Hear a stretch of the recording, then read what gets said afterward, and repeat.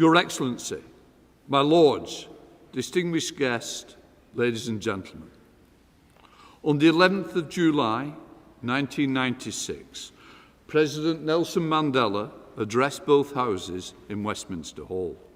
His moving and powerful address did not flinch from the dark parts of our two nations and shared history, but it also recognised the many Britons who had campaigned to bring about change and long links between our two countries. He spoke of our common humanity and our human capacity to touch one another's hearts across the oceans. He said, "We come to you as friends." We are proud to have had that friendship shown in his addresses by your predecessors. We are proud that just over 25 years later, the President of the free, democratic South Africa addresses us once again. President Mandela was open about the challenges facing the new South Africa, but he also set out the ideals which would shape the future. As a Member of Parliament, let me express my admiration of the parliamentary system in your country. I hope you will convey my sympathy to our parliamentary colleagues at the dreadful fire of the South African Parliament earlier this year.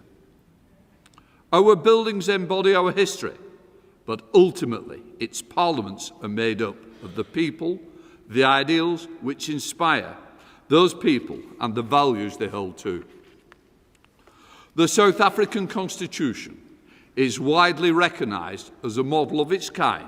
It sets out the values that underpin it: human dignity, the achievement of equality and the advancement of human rights and freedoms, supremacy of the Constitution and the rule of law, universal adult suffrage, regular elections, a multi-party system of democratic government to ensure accountability, responsiveness and openness. These are the values that we share. Let me acknowledge the leadership South Africa displays in promoting these values, not only in South Africa itself, but more widely. I note you yourself, Mr. President, were chairperson of the African Union in 2021. That union has among its aims encouraging international dialogue, promoting peace, security and stability, and promotion of democratic principles and institutions and good governance. In addition, South Africa is a member of the South African Development Community, the United Nations, and the only African country of the G20. It is a mark of respect in which your country is held that South Africa is regularly invited to G7 meetings, including the summit in Corris Bay, Cornwall in 2021, when the United Kingdom was president of the G7 and was able to welcome you. The links between our countries are strong. We are fellow members of the Commonwealth and the G20. The UK-South African Bilateral Forum has a 2-year programme of activity across 16 different areas, ranging from health to climate cooperation, priorities which are shared by the UK government. And links between our parliaments are strong. They are formal links through both parliaments' participation in the Commonwealth Parliamentary Association and the Inter-Parliamentary Union. There are informal links through our all-party parliamentary groups on South Africa, whose aim it is to foster mutuality, beneficial relationships between the United Kingdom and the Republic of South Africa, in particular between the two parliaments, civil society, business and commerce, arts and culture. So, Your Excellency, I'm pleased to welcome you and to express my hope that your visit to this country will be an opportunity for us to continue our two countries' partnership for peace, freedom, prosperity and friendship, which Nelson Mandela looked forward to over 25 years ago. So, Your Excellency, may I now ask you to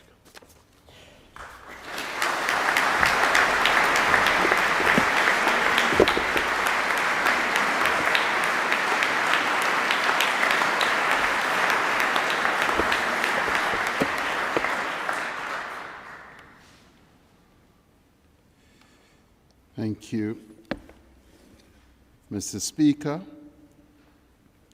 the Lord Speaker, honorable members, distinguished guests, and ladies and gentlemen, it is indeed a great privilege for me to have this opportunity to address this august gathering on behalf of the government and the people of South Africa on the occasion of our state visit to the United Kingdom. Indeed, the ties between our two countries and nations are old and enduring. The manifestation of our relationship abound. If you have ever visited our buildings, Parliament buildings, and thank you very much for your kind words about the burning of our Parliament building. We will rebuild it shortly, and it will return to its former glory. But if you have ever visited our Parliament buildings in Cape Town, you may have seen in the gardens a statue of Queen Victoria, the revered ancestor of His Majesty King Charles III. And not far from where we are gathered today, on the other side of the Parliament Square, is the statue of Nelson Mandela, the father of our nation and the father of our democracy. The presence of the two statues of these two great historical figures at the seats of our respective democracies make a powerful statement. It makes a powerful statement about the duration, the meaning, and the complexity of the relationship between our two peoples. These statues are part of the story of a relationship that was founded in colonialism, in conflict, and dispossession and degradation. And yet these two statues are also part of a story of redemption. This is a story of a relationship transformed, a relationship of solidarity, of compassion, of a shared desire for equality, human rights, and the fulfillment of potential for all. Over the last 3 decades, this has been a story of trade, investment, tourism, cultural exchange, education, science, and innovation. We therefore see this visit as an opportunity to celebrate our modern relationship as equal partners, working together for the prosperity and security of our people. We are grateful that the principles that are represented and safeguarded within these hallowed halls, democracy, liberty, humanity, and equality, are now at the center of our strong and dynamic bilateral relationship. These principles not only guide our interaction with each other, these principles also inform our shared perspectives on the difficulties confronting humanity and the opportunities of progress and development. Our world today is beset by conflict and instability. It is also beset by poverty and inequality. We face the existential threat of a planet that is warming at a rate far faster than can sustainably be endured. Collective action within the appropriate global governance systems is now more important than ever before. A strong partnership between South Africa and the United Kingdom could make a significant contribution to multilateralism and the achievement of consensus on critical global issues. It is essential that we reform the international institutions on which we rely in times of crisis and need, just as it is the case now. We look to the United Kingdom to raise its voice in favor of more representative and more inclusive international bodies, including the United Nations Security Council and global financial institutions.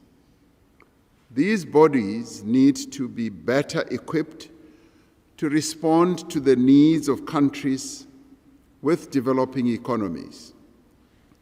Our membership of the Commonwealth provides us with a body that can play an important role in crafting relevant and innovative responses. Over lunch at Buckingham Palace, I had the opportunity to discuss some of the various initiatives that can be embarked upon by the Commonwealth under the leadership of His Majesty the King. My lords, ladies and gentlemen, the COVID-19 pandemic exposed many of the fault lines within the global order.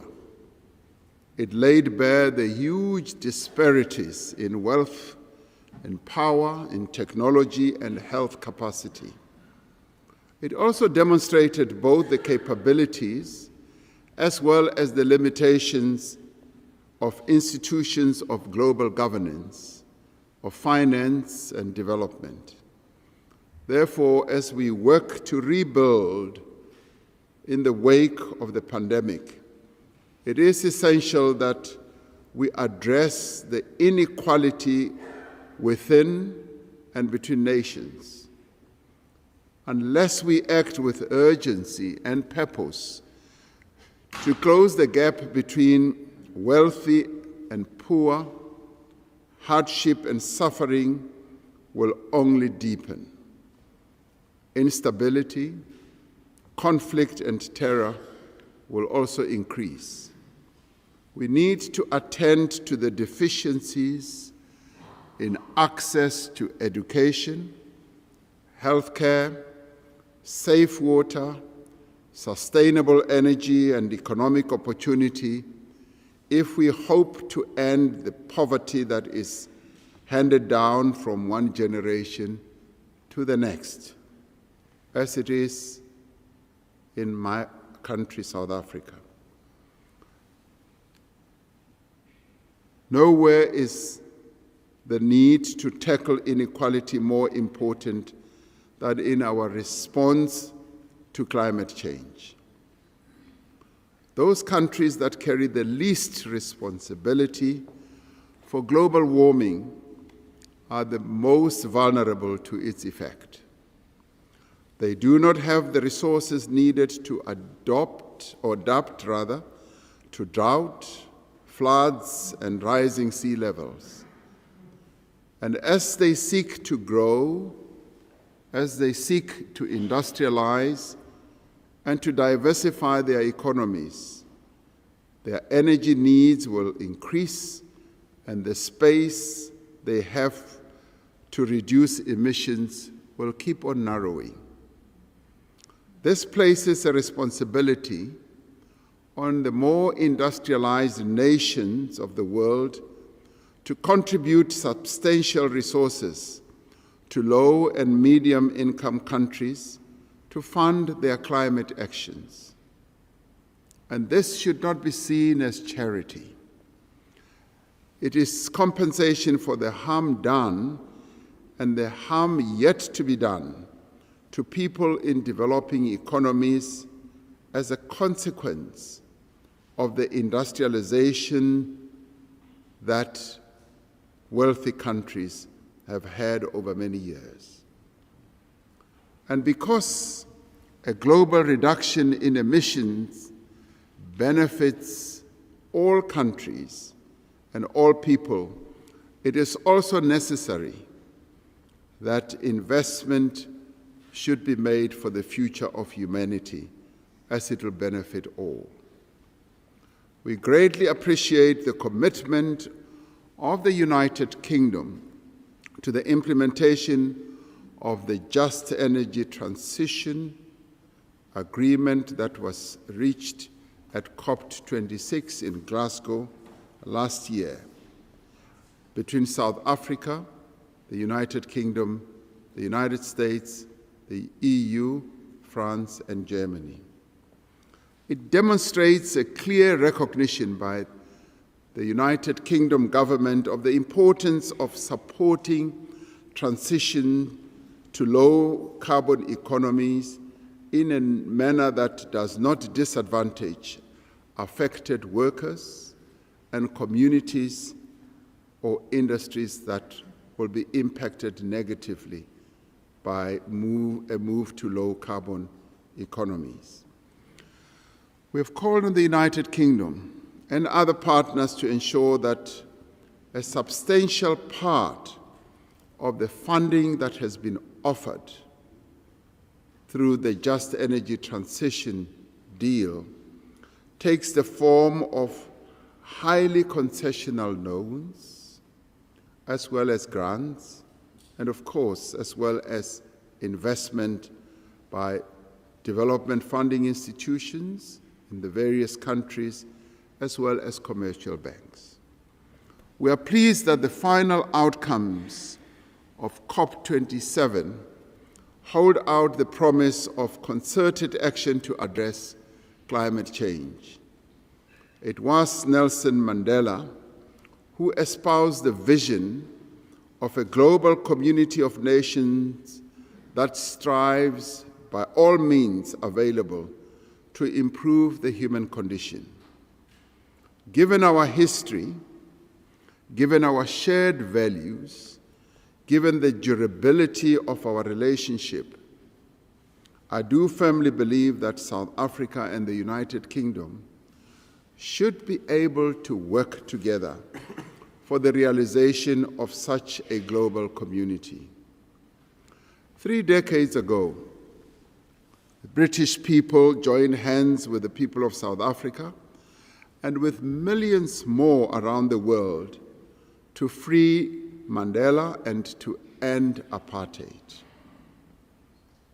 Yesterday, I had the occasion to meet a number of people under the Friends of South Africa label or forum.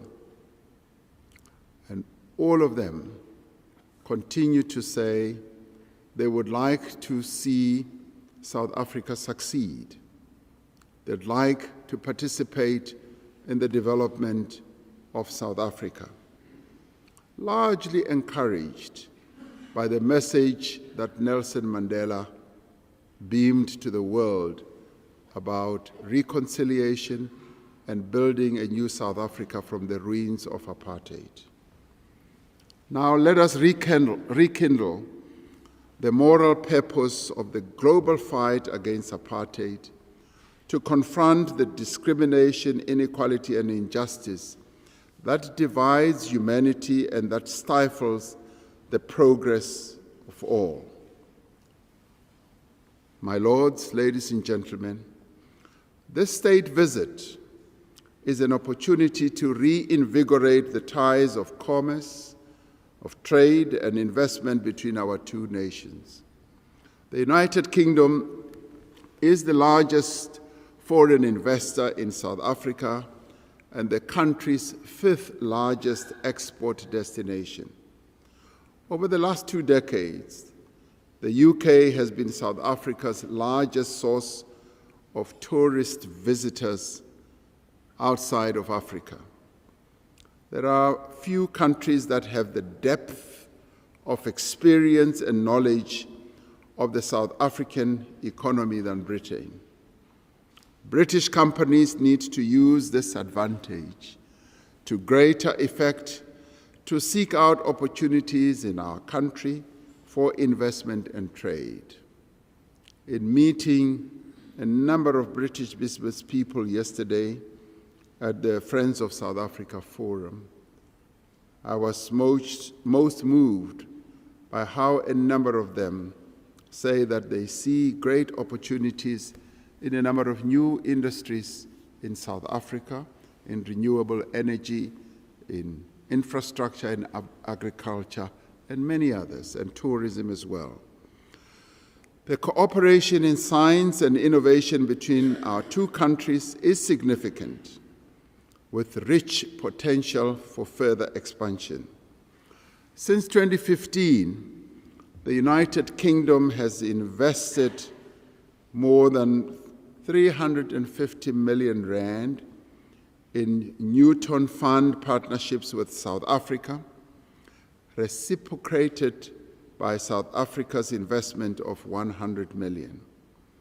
The activities of the Newton Fund include a program to train the next generation of radio astronomers in sub-Saharan Africa, marine food security in the Indian Ocean, biomedical research and innovation, and support for entrepreneurs in the informal economy.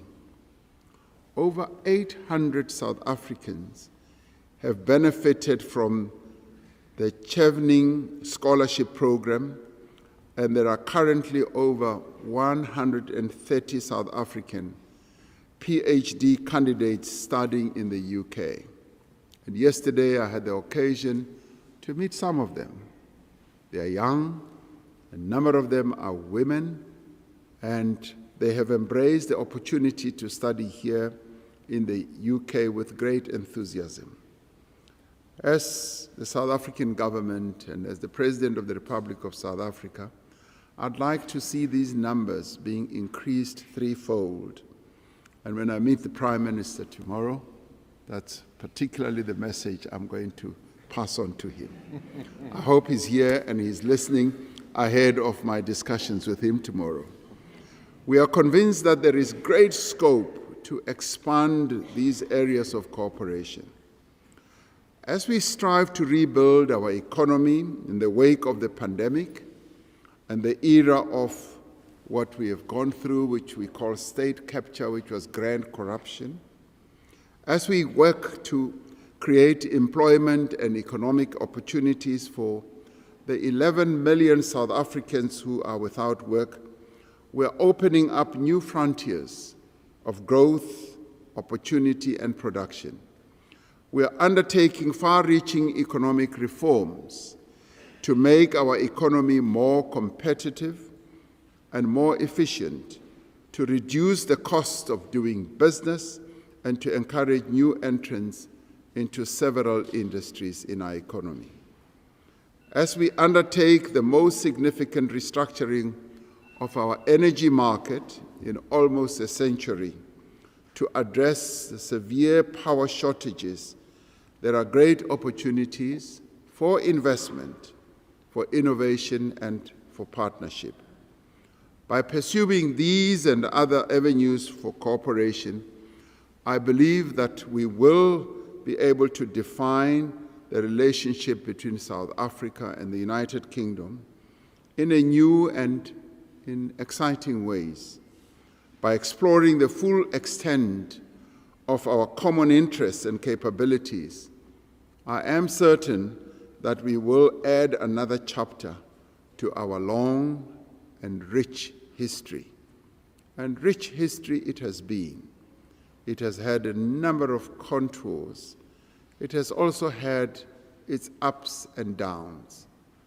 But I want to capitalize on its ups because it is through capitalizing on the positive sides of our relationship that we are able to have a mutually beneficial future. As the members of this Parliament, you have been vital and engaged participants in the evolution of the relationship between our two countries. You have provided support and encouragement. You have stood by us during our darkest hours, and you have celebrated our achievements. We thank you for your friendship. We thank you also for your solidarity and partnership. And I'm pleased to know that that partnership continues, and it continues to strengthen through various other fora that we have such as the Commonwealth as well. Please be assured of the sincere and enduring friendship of South Africans and its people. The history between us and the bonds between us are much stronger than the challenges that we may be going through or will go through in the future. Let us capitalize on the strength of the relationship between the two countries. Thank you very much.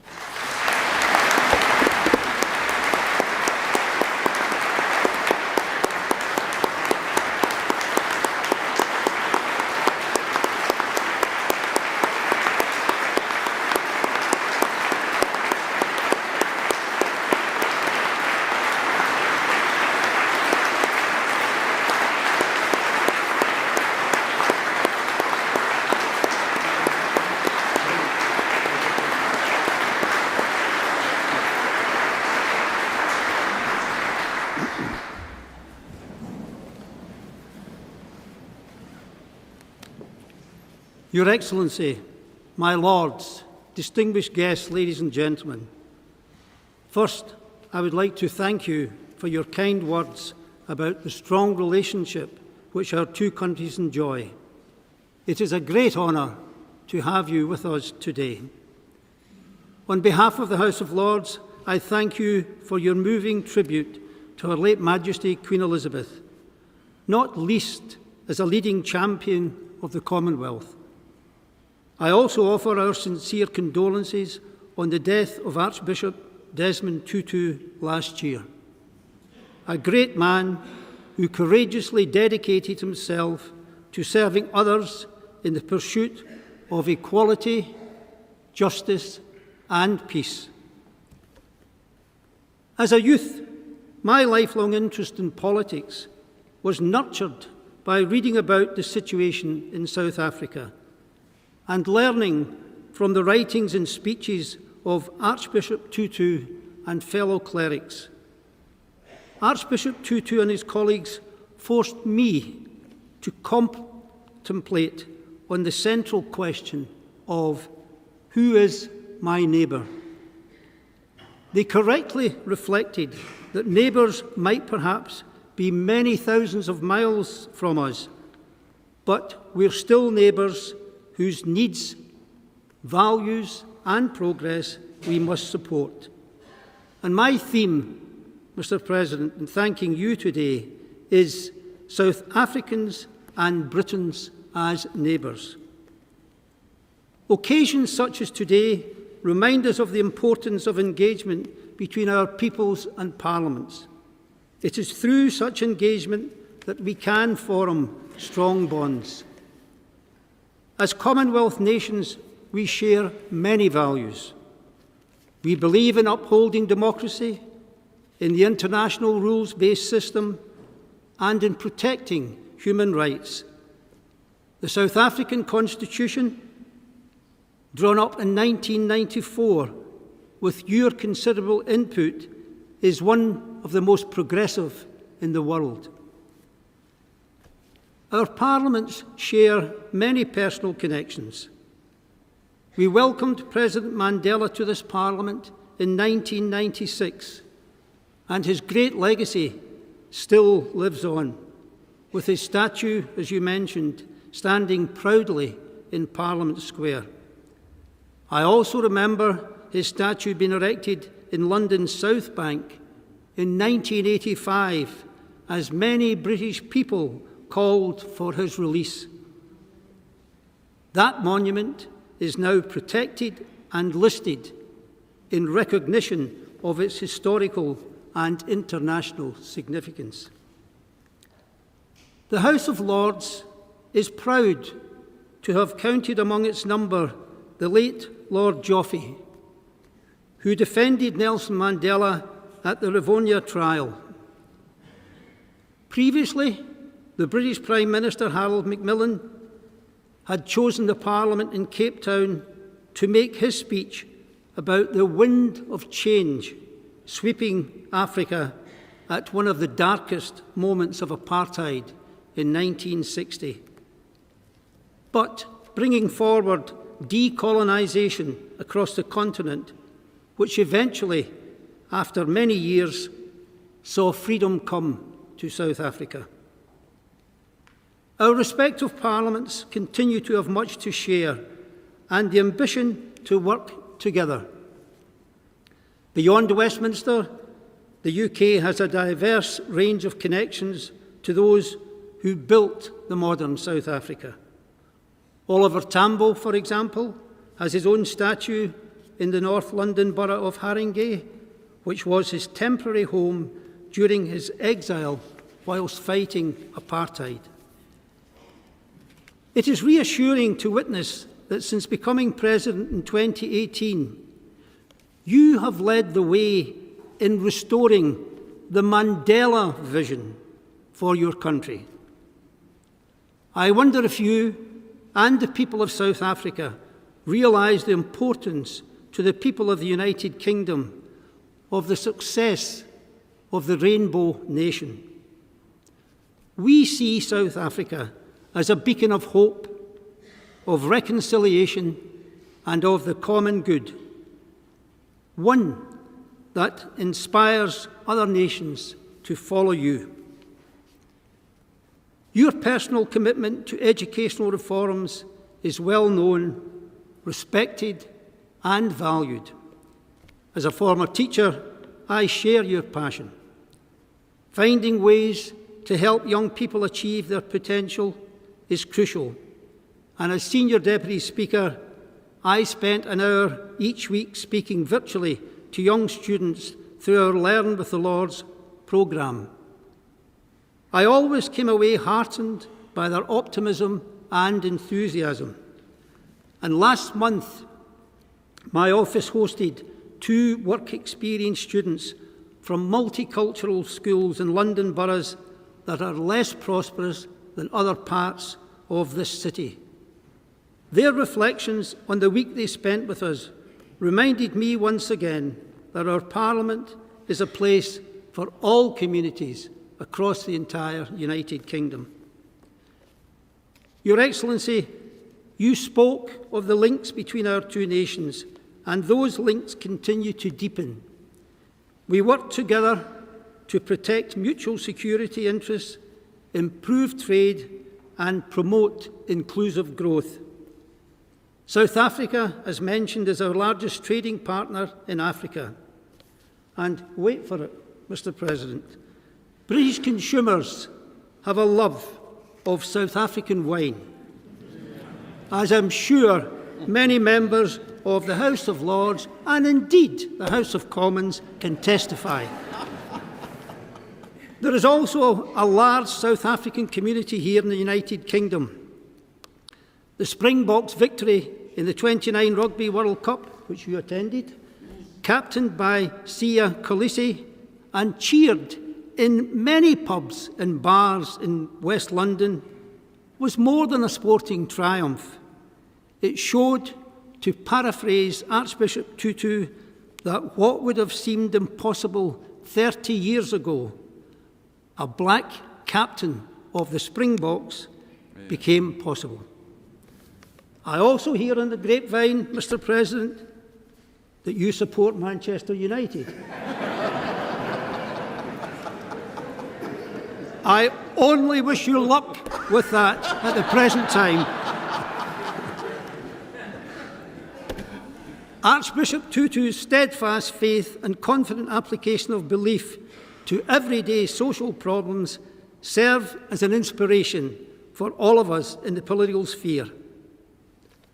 Understanding his approach brings me back to the central question of who is my neighbour? A simple question which we politicians cannot evade if our pursuit at its core is to have a moral purpose. You, Mr. President, are my neighbour, and we are your neighbours.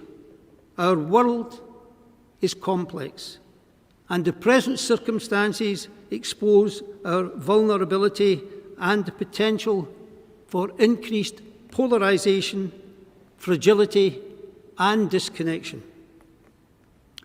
In such a fractious environment, we need the ability to hold our opinions whilst walking together, and on occasions learning to travel in agreeable disagreement. So let us become expert in the art of the encounter. We cannot achieve a better world other than working together globally, whether that be through addressing, as you mentioned, inequality, responding to migration, resolving climate change, and pursuing peace and disarmament. You are our vital neighbours, and the realisation of the Rainbow Nation and South Africa's role on the global stage is significant. There is much for us all to learn from you. I conclude in a spirit of joint working and shared endeavour by thanking you, Your Excellency, for your visit to Parliament today.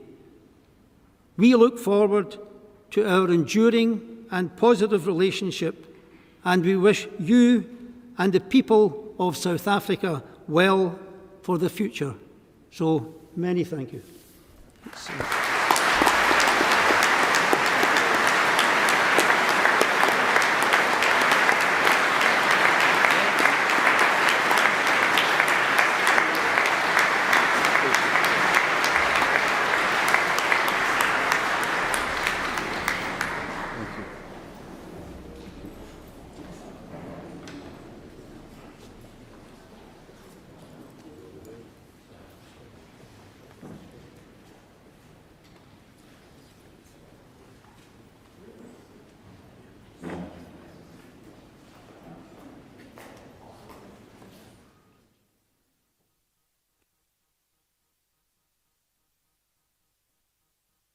President of the United States, the President of South Africa.